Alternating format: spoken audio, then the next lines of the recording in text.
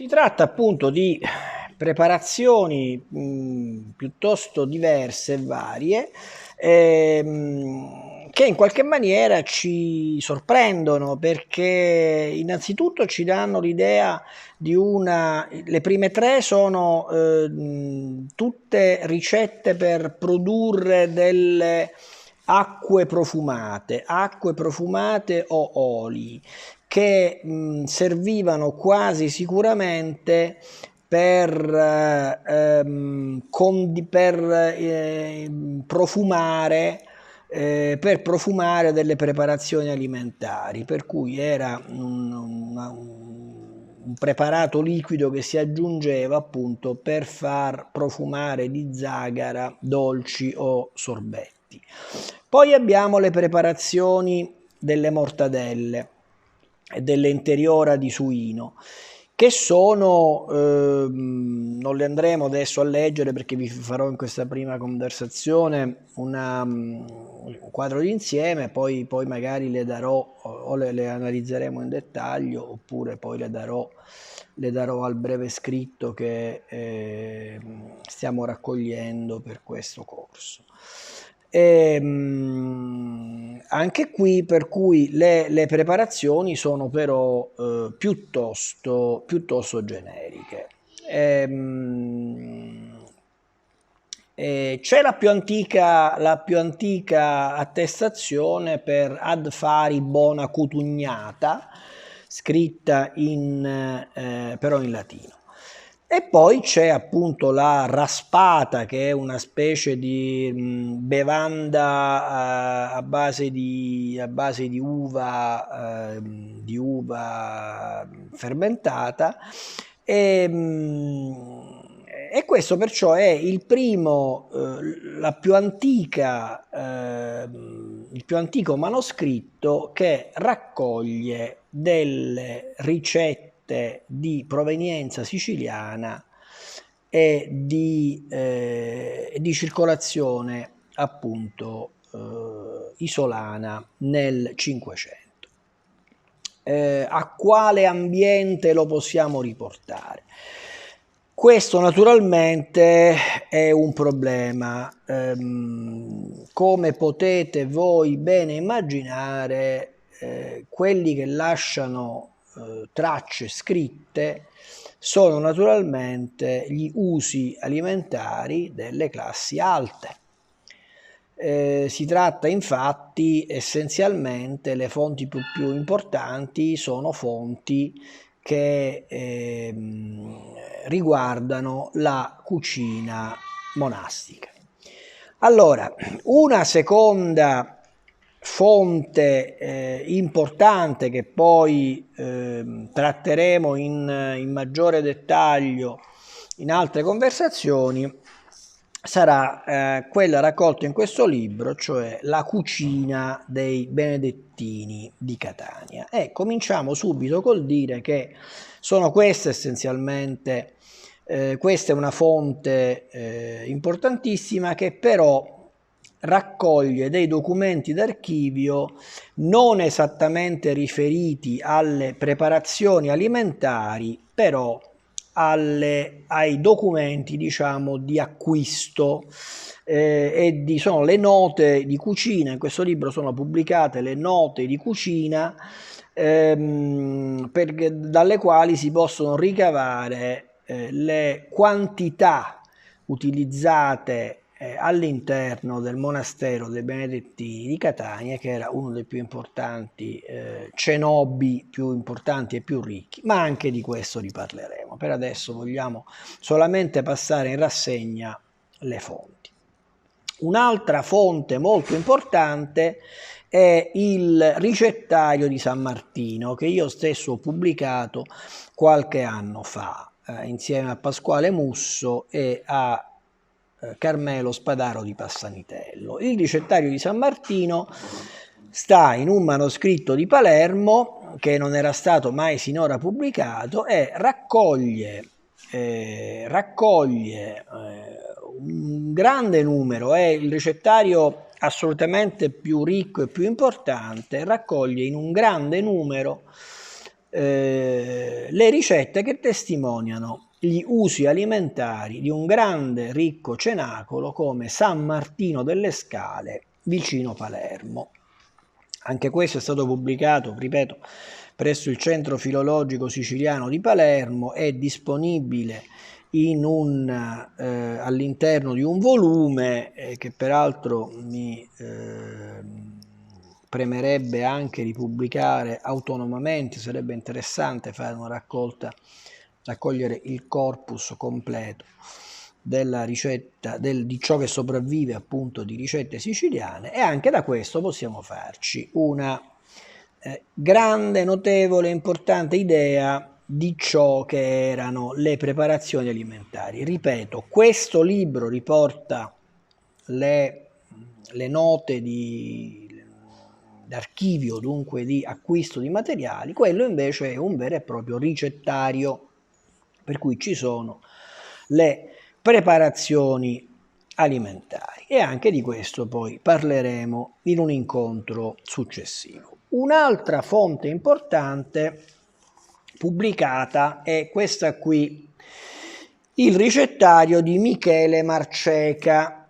Stavolta abbiamo una data certa, 1748. Gli altri due ricettari, diciamo che andavano, uno raccoglie appunto documenti che attraversano tutto il Settecento, mentre invece il ricettario di San Martino è leggermente anteriore, è di fine Seicento. Questo invece appunto è un ricettario di un pasticcere siciliano che lavora tra la Sicilia e Malta, si chiama Michele Marceca, chiamato anche così con titolo un po' editoriale, forse eclatante, il pasticcere dei Cavalieri di Malta, però effettivamente l'ambiente, l'istituzione, come è noto a Malta, più importante è quella. Malta ruota intorno ai Cavalieri, a questi monaci guerrieri, difensori della cristianità in quell'avamposto maltese, e Marceca era il loro pasticcere. E così siamo già a 4 importanti fonti, cosa che non è di trascurabile importanza. Ci sono importanti cucine regionali che queste fonti non le hanno proprio. Esorbita un po' dal nostro discorso un altro importante libro, che è il cosiddetto I banchetti di Carlo Nascia. Nascia era un cuoco di nascita siciliana. Con Nascia Nascia è più antico, è più antico di circa un secolo, ed era il cuoco di Ranuccio Farnese, per cui diciamo che è un testo importante, che andrebbe magari studiato in dettaglio rispetto all'eventuale influsso di una cucina regionale che Nascia palermitano porta con sé alla corte dei Farnese, però in realtà studiato in sé testimonia eventualmente gli usi gastronomici presso la corte dei Farnese alla fine del Seicento. Però, ripeto, sarebbe interessante, una pista interessante da studiare sarebbe quella di verificare se vi fossero potenziali influssi di cucina siciliana portati al suo interno.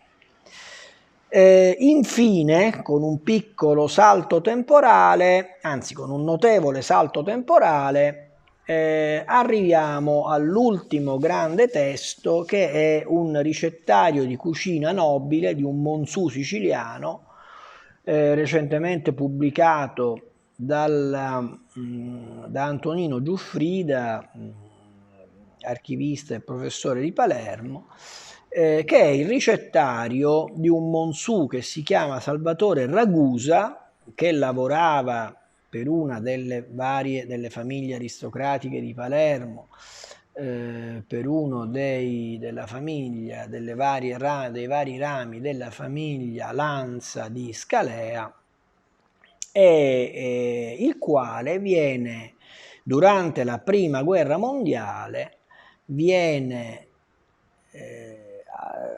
arruolato e utilizzato come cuoco, distaccato alla terza armata, allo Stato Maggiore della Terza Armata, e allora non sappiamo se metta per iscritto per l'occasione o se porti con sé un suo quadernetto di ricette, ma in questo quadernetto di ricette del nostro Salvatore Ragusa vi sono una serie di importanti attestazioni di cucina nobile siciliana che egli ripropone poi al terzo corpo d'armata dell'esercito italiano.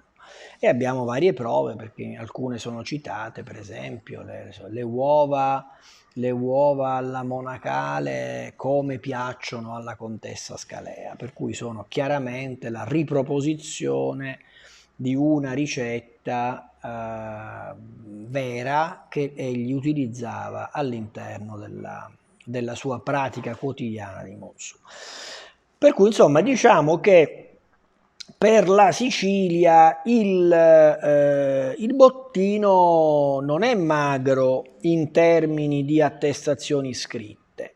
Per cui ricapitoliamo: abbiamo 2 manoscritti palermitani, uno risalente al 500 e uno risalente alla fine del 600, uno che raccoglie ricette sparse e un'altra che raccoglie invece il ricettario di San Martino delle Scale. Poi abbiamo il libro dell'archivio, delle attestazioni d'archivio degli acquisti e degli usi alimentari dei Benedettini di Catania. Poi abbiamo il ricettario di Michele Marceca tra Sicilia e Malta, e infine abbiamo questo testo, il testo che abbiamo citato del Monsu della famiglia Lanza durante la prima guerra mondiale, per cui è una buona base documentaria. Nelle prossime conversazioni vedremo magari in dettaglio alcune di queste ricette, entreremo nei problemi del lessico. Per esempio, sono testi che danno una quantità di problemi lessicali, non è sempre esattamente chiaro a cosa si riferiscano talune preparazioni. Penso semplicemente alla citazione del termine caviale entro il ricettario dei Benedettini di Catania, e lì per esempio laddove noi oggi intendiamo per caviale il preciso, le uova di storione, in quel caso si intende che è un termine che ha una storia complessa, che viene probabilmente dal greco ed entra nel senso generico di uova di pesce. Bisogna poi appunto andare a capire di quali uova di pesce si trattasse. Probabilmente pesce spada o tonno. Sono però preziosi anche per il lessico, per esempio per il lessico ittico, per la quantità di pesci che vi sono citati nel ricettario dei Benedettini, per alcune preparazioni che magari ci sorprendono, per esempio l'arancino, che non era fatto con il riso ma era fatto con degli spaghettini, con dei capelli d'angelo sottilissimi che venivano poi confezionati in delle palle molto, molto più grosse di quelle che sono gli arancini. Diciamo l'arancino individuale come lo intendiamo noi, e venivano magari portate in tavola in questa forma di grossa palla che somigliava quasi a un ha un timballo sferico. Poi ci sono le preparazioni barocche, che sono preparazioni che mirano a stupire i commensali, e di queste nel ricettario dei Benedettini ne abbiamo molte. Insomma, si tratta di alcuni documenti storici e linguistici estremamente interessanti ed estremamente importanti, che sarebbe anche, chissà, interessante poi domani poterne tentare una esecuzione nella loro interezza, per esempio organizzando un evento nel quale si cucina all'uso benedettino il ricettario dei Benedettini di Catania. Bene, per adesso diciamo che credo che come introduzione generica ai documenti questa piccola conversazione possa bastare. La prossima volta vedremo invece di entrare con maggior dettaglio, di entrare in maggior dettaglio in alcune di queste ricette per cercare di capire come sono strutturate le ricette, se sono o meno, in che forma eseguibili, e cercare di capire anche che tipo di cultura alimentare possiamo da esse derivare. Grazie per l'attenzione e arrivederci.